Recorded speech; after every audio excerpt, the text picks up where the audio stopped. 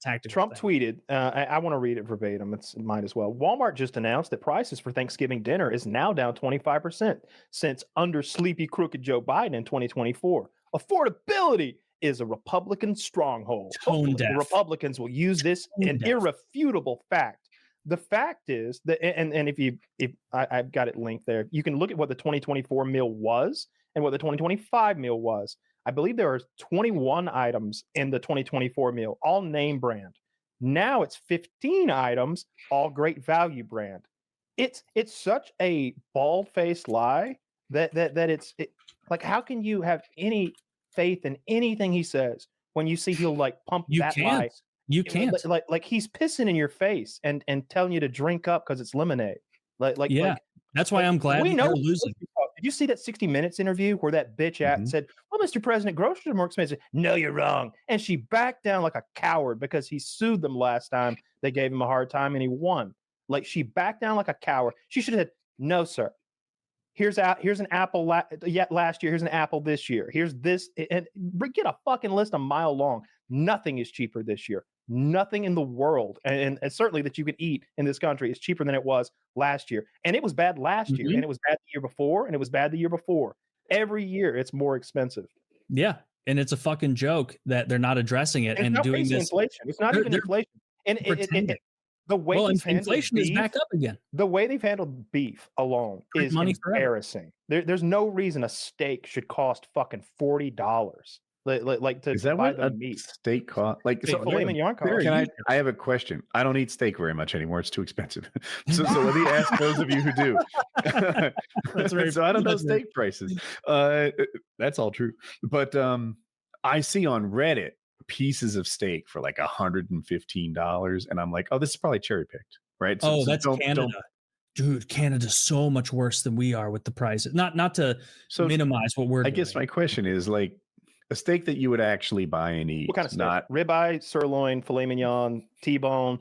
What grade of meat are we talking about? Just Black Angus, which doesn't mean anything. It's just a brand. Or are we talking about A5 Wagyu? Or are we talking about? Let's do this. 6 ounce filet mignon. Prime. 6 or 8 ounce filet mignon is something that I would actually eat. $32 a pound minimum. That's the most expensive of the steaks. I know. It's $32 a pound. And it's crazy. A little more than double than I used to pay. Yeah. I mean, I know it's against exactly what we're saying, but I got 2 filet mignons last week. It was like a pound, 1.8 pounds for $20. I was so pumped. It was the best. I was like, and they were huge.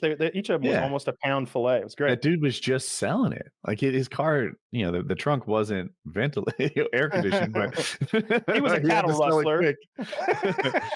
Yeah, and people say he stole it from the store that he was parked in front of, but I don't know. You know what else is more expensive than ever? And I know my man Kyle knows. Dude, soda is outrageous. I love my Sprite Zeros. I drink a lot of Sprite Zero. And it's like, when I go to the nice grocery store near me, it's like $8 per 12 pack. And if I go to Walmart, it's like $5.99, or sometimes marked down to like $4.99 on occasion. But it's like easily double the cost that soda was pre-COVID. I don't know about that. Dude, it used to be like $2.88 for a 12 pack. Like, soda used to be borderline free. So when I was a kid, I remember they sold the cubes, which is the 24 pack, for $5.50 at the racetrack gas station. They were so cheap and like worthless that they left the cubes of Pepsis outside overnight. They were just sitting there with the window washer fluid. And we would always like, let's grab a cube. And we keep it in the fridge at the shop. I think now I pay $13 for a cube when they're on sale. So that's, I definitely bargain shop when I buy my soda. I don't think it's 24 pack. They take it's cube insider lingo, I guess, because I have never heard a cube of soda. It is a cube of soda. It's not even a cube; it's a 4x3. That's a rectangle, but it is a cube. You've never seen it. All right, clearly you don't know what a cube of soda. What is it? Like. What's the dimensions of it? How many sodas by how many sodas? Well, 4x3 in your case, Taylor, assumes that the width and height are the same of the individual objects in there, but they're not. I've bought these before, and it's not a cube. It's a rectangular box. I get them. Google real quick, cube of soda. We'll see. There you go. I'm going to do that. There you go. There you go. That's a cube of soda. The king of rectangle versus square wins again. It's my favorite flex. Show me anything, I'll say square or rectangle. If you Google cube of soda, that comes up, but also I can see that it's not actually a perfect cube. It is not a perfect cube, but it is referred to as a cube. Yeah. Okay. Well, you're Mr. Inside Baseball when it comes to yeah. You should know that it's an industry standard. Okay. They don't have Sprite Zeros in the cubes. Well, then you're paying out the nose. Then I mostly get and then Zero and Dr. The other Zero. The tariffs. I'm against tariffs because I think they make your industry weak. I think that your companies will grow weak and be uncompetitive, and eventually it'll be just like the Soviet Union when the wall dropped. I've said it so many times. But if you were to implement tariffs and try to get something from them, like America being reindustrialized, you can't change them every 4 weeks. Yes. Who is going to do any American investment based on Trump's whims that there are tariffs in November that we don't know if they'll... Yeah. Would you be shocked if he dropped tariffs for Christmas shopping and brought them back in January? I wouldn't be. That sounds Trump shit. That sounds like Trump shit to me. Like, yeah, you would just lowered prices for Christmas. Your favorite president, Donald Trump. See you again in January 1st. He'd do it. He would do that fucking shit. Yeah. And that's not how you build a sustainable investment model for a nation. Like, he's got to stop doing this horse. I couldn't agree more. Like the whole, like, China's raising their taxes or their tariffs to 500%. And so we're going to go 4,000%. 4,000% tariffs, people. And it's like, this is not how you, like, pick a point that makes financial sense and use that as a barometer, use that as the anchor point so people can have a bit of stability and know, to your point, how do we invest? What numbers do we have to move around? How do we do that? Because I'm not against tariffs. Like, every other country on earth tariffs us and harms our ability to industrialize, our ability to manufacture. Then yeah, I can see if at the very least reciprocal tariffs make sense. Maybe a little more than that, because they should have to pay a bit to access the world's largest market by far. But the whole, like, it's 100%. Actually, it's 80%. Actually, it's 12%. Maybe in the next few weeks, I'll mess around with it again. And he'll just say things thoughtlessly like that. And it's like, do you not realize how much that impacts the ability of foreign nations to invest in us if they don't have kind of a static understanding of where it will be? Right. Imagine all those bros on the Shark Tank thinking about where they're going to build something, counting on tariffs to protect their company. I wouldn't count on it. He's been a complete and utter failure so far. He's done nothing that he said he would do. And he has blown Israel and BB. And you know what's also funny? I saw someone make a joke online where they were like, you know what's crazy? Trump spent like 4 months with Elon Musk and then came in front of the America and said, we have got to solve this autism thing.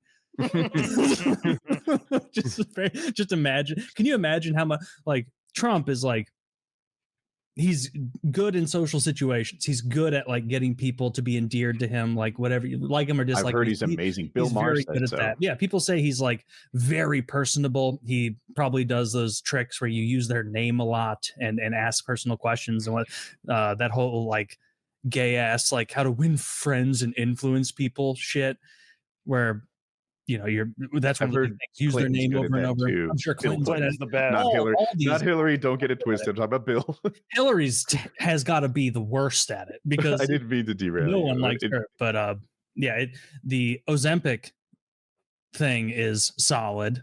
Make it cheaper. But why does it have to end there? Why does it have to end there? Why can't we make drugs that we pay out the nose for the same price that people in Germany can get?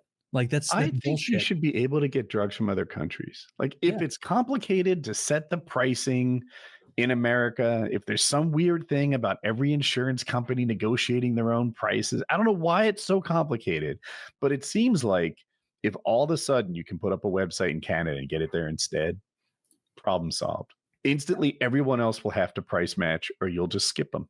It seems like we in America both do, and like people who pay taxes on a net basis, we fund all the R&D, and then people in Spain are just like, oh, I'd love to get this, and it's like, great, $7. America already did all the R&D, and now we have it private labeled here under some fucking Spanish name. I will never be convinced it's anything other than effective lobbying to fuck over Americans. Oh yeah. And like you said, Trump did a good thing with Ozempic. Why stop there? Why is it like, Biden did a good thing with insulin companies. Why'd you stop there? Like why are we just picking off one or two high profile things and then everyone with squeaky wheels? So we're still in this anachronistic political I guess paradigm where all these boomers who are in office are terrified of Fox, CNN, ABC, NBC, CBS. Like they're scared of those networks. And that's not going to pass until that generation ages out and they realize they should be afraid of people online, but they're still afraid of those networks. And those networks, I've said it before, will never, ever, ever cross Pfizer, Johnson & Johnson, GlaxoSmithKline, the giants in the pharmaceutical industry, because that's who pays their bills. Let me do something for the viewers. I had to look up anachronistic. I can't be alone. It belongs to an earlier timeline. They're out of date. They're doing something that would have been appropriate 10, 15 years ago. You're welcome, viewer. I'm here for you. Appreciate it. I wasn't trying to be a douche. That was the best word to describe it. It was perfect. I was like, wow, that is the appropriate word for the situation. Yeah. Appreciate it. But yeah, it's really gay. The pharma companies have just it's really gay. That means he doesn't like it. That means he doesn't care for it because these pharma companies have way too much power. Why don't we nationalize them? Why don't we steal their company from them? Say fuck you. Your company belongs to America now. I'll tell you why I don't like it. I think that when the government starts owning a piece of the company, or when the government plays a big role in that company's success, then that company starts catering to the government more than its customers. And eventually it becomes weak and fat and bad. If the most important thing in my car company is to keep Trump happy, then the most important thing is not quality or price or competitiveness or staying current. It's keeping Trump happy. So if the government starts owning these things, then the customer isn't first. That's my take on it. It's funny. I'm like, the customer's already not first, though. I'm like less free market than you almost. Like, where I'm like, no, some stuff has to be controlled. Like, we need to be a little. Some stuff does. Like, and medicine maybe is a case for that because, like, I think so. I would argue energy already is controlled, right? Mm-hmm. It's so heavily regulated, what they charge, what they do, etc., which is important because you don't have a choice. So, like, if I own your energy company, you're going from 13 cents a kilowatt to 39, whatever I think I can milk out of you. You're still going to use energy. You have no choice. You'll fucking die without my electricity. Mm-hmm. So I can rake you over the coals. I wouldn't actually do this, I hope. But, that's what an energy company could do. How is that different than medicine? Right? It's medicine not. Is, right? Like, I've said this for ages, right? I'll say it again real quick. Syphilis. Syphilis will kill you in a slow, drawn-out, terrible death. And it's cured by 50 cents worth of penicillin. But I can charge you $100,000. You'll mortgage your house. You'll work for the rest of your life for 50 cents worth of penicillin to prevent your death. Mm-hmm. It's what people do. So that's why you need some government controls on absolute necessities like that, that have monopolies. Yeah, healthcare should be nationalized. 100%. It's just we don't have, neither of our main parties seem to have a real interest in. I think you need to lower in a good way. I think you need to lower the amount of time it takes before a trademark or a copyright or whatever for a formula is available to everyone, and like cut that in half, whatever that is, and also make sure that they don't do that bullshit where they're like, oh no, well it's aspirin with lemon now, so that's a completely different formula. So reset the clock. Go ahead. They do that. Them. Yeah, hang them in the street when they do that. And then, like, along with the market allowing other people to manufacture, let's just insulin at a lower rate, who didn't have to develop it, so they'll be able to like cut costs. Also, let there be a government version. Let there be a government version. The government handles all alcohol sales in a lot of states. Like, let them handle some drug sales. Let them compete in the market.